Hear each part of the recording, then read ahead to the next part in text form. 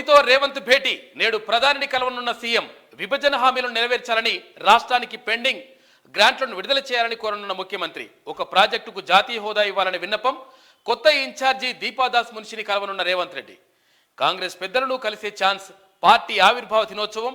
రాష్ట్రంలో నామినేటెడ్ పోస్టులపై చర్చించే అవకాశం ఉంది. ఉప ముఖ్యమంత్రి మల్లు భట్టి విక్రమార్క సైతం ఢిల్లీకి వెళ్లారు అంటూ ఒక వార్త కనిపిస్తా ఉంది. ఇవాళ ముఖ్యమంత్రి ఆల్రెడీ ఢిల్లీ వెళ్తా ఉన్నారు. తర్వాత ఢిల్లీలో ప్రధానమంత్రి నరేంద్ర మోడీతో కలిసి చర్చించనున్నారు. ఎందుకంటే మన రాష్ట్రానికి రావాల్సినటువంటి ఏవైతే గ్రాంట్స్ ఉంటాయో వాటిని అడిగి తీసుకోవాల్సిన అవసరం ఉంటుంది. ఇక నేను నేను చెయ్యా, నేను మాట్లాడా, ఈ లంగ కథలు మాట్లాడితే ఆయన అట్లా చేసి మొత్తం కూడా నష్టం చేసిండు కాకపోతే ఇప్పుడు రేవంత్ రెడ్డి గారు పార్టీ ఏదని కాదు మనకు ముఖ్యం, మన రాష్ట్ర ప్రయోజనాలు ముఖ్యం కాబట్టి 100% ప్రధానమంత్రి దగ్గరికి వెళ్తా ఉన్నారు. తర్వాత చర్చించి మనకు రావాల్సినటువంటి విభజన హామీలు కానీ, తర్వాత ఏవైతే గ్రాంట్స్ రావాలి, తర్వాత ఇంకేవైతే అంటే జాతీయ హోదా, ఒక ప్రాజెక్టుకి సంబంధించి జాతీయ హోదా గురించి కూడా అడిగేటువంటి అవకాశం ఉంది. ఎందుకంటే ఈ జాతీయ హోదా అడగలేదు గతంలో. ఎందుకంటే కేసీఆర్ అడగలేదు. ఎందుకు అడగలేదంటే జాతీయ హోదా ఒకవేళ ఆ ప్రాజెక్టుకు వచ్చినట్లయితే, ఆ ప్రాజెక్టుకు జాతీయ హోదా వస్తే ఏమవుతుంది, ఇదంతా కూడా కేంద్రం ఆధీనంలోకి వెళ్ళిపోతుంది.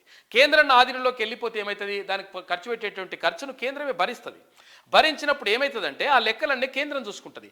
కేంద్రం చూసుకుంటే రాష్ట్రంలో ఉన్నటువంటి ఇక్కడ ఉన్నటువంటి కొంతమందికి వాటాలు రావు కదా. ఈ వాటాలు రావనే ఉద్దేశంతో జాతీయ హోదాని ఆలోచించలేడు. మన తెలంగాణ ప్రజల సొమ్మును ఖర్చు పెట్టేసి మొత్తం నాశనం చేసి ఆ కాళేశ్వరం గట్టి అట్లా చేసిండు. లేకపోతే కాళేశ్వరానికి జాతీయ హోదా ఇచ్చే అవకాశం ఉండే. కానీ ఈ లెక్కలన్నీ కూడా కేంద్రం దగ్గరికి వెళ్ళిపోతాయి. కేంద్రమే నిధులు కేటాయిస్తని చెప్పేసి దాన్ని పక్కకు పెట్టేసిండు ఇదంతా కూడా మోసం. మళ్ళీ ఇంకా కేటీఆర్ చెప్తున్నాడు, నేను మస్తు చేసినాం, ఇక అది చేసినాం, ఇది చేసినాం అని. ఇవన్నీ డైలాగులన్నీ బంద్ చేయి. మస్తుగా ఉన్నాయి మా దగ్గర ఆధారాలు. ఇవాళ ముఖ్యమంత్రి ప్రధానమంత్రిని కలవనున్నారు. తర్వాత ఇక్కడ ముఖ్యమంత్రి రేవంత్ రెడ్డిని కలిసిన సినీ నటుడు చిరంజీవి అంటూ ఇక్కడ చిత్రాన్ని కూడా చూసుకోవచ్చు.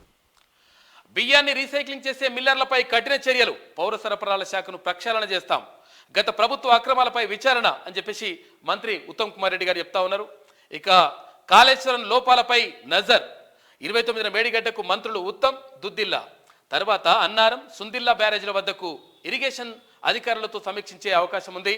ఇక లోక్సభ ఎన్నికల్లోనూ సిపిఐతో అని చెప్పేసి ముందుకెళ్తాం, సిపిఐతో కలిసి పనిచేస్తామని చెప్పేసి ఇప్పుడు కొత్తగా కాంగ్రెస్ పార్టీ వ్యవహారాల రాష్ట్ర ఇన్ఛార్జ్ దీపాదాస్ మున్షి గారు చెప్పారు. అయితే ఎందుకనంటే సిపిఐతో కలిసి పనిచేయడం వల్ల కొంతవరకు మంచే జరిగింది. ఎక్కువ ఓట్లు ఉండకపోవచ్చు, కాకపోతే ఏంటంటే అది కూడా చల్లీలకు వేళ్ళీళ్ళు అన్నట్టుగా ఇట్లా తోడైతే అన్నట్టుగా ఆమె చెప్తా ఉంది.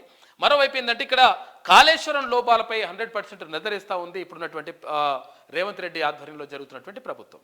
తర్వాత ఇక్కడ మంత్రి శ్రీధర్ బాబు కానీ, తర్వాత ఇక్కడ ఉత్తమ్ కుమార్ రెడ్డి కానీ ఎక్కడికి కాళేశ్వరం మేడిగడ్డ ఏదైతే కుంగిందో ఆ కుంగిన ప్రాంతానికి వెళ్ళి ఆ చోటికి వెళ్ళి ప్రజలకు వివరించి వీళ్ళ డొల్లతనాన్ని, లంగతనాన్ని ఎవరైతే గత ప్రభుత్వం చేసినటువంటి ఈ లంగ కథలన్నింటినీ కూడా బయట పెట్టేందుకు అక్కడికి వెళ్తా ఉన్నారు మంత్రుల బృందం.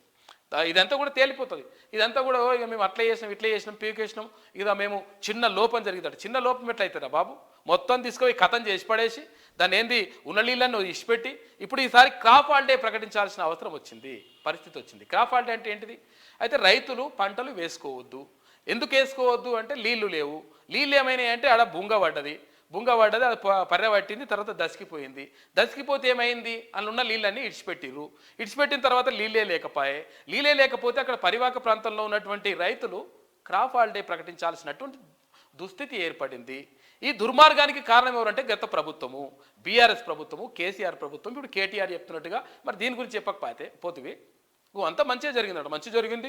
దీంట్లో ఉన్నటువంటి అద్భుతం అంటే పర్యాటక కేంద్రంగా చెప్పాలి. అదని ఇవన్నీ లంగ కథలు బంద్ చేస్తే మంచిగా ఉంటుందని చెప్పేసి లంగ కథలు బంద్ చేస్తేనే మంచిగా ఉంటుంది లెక్క.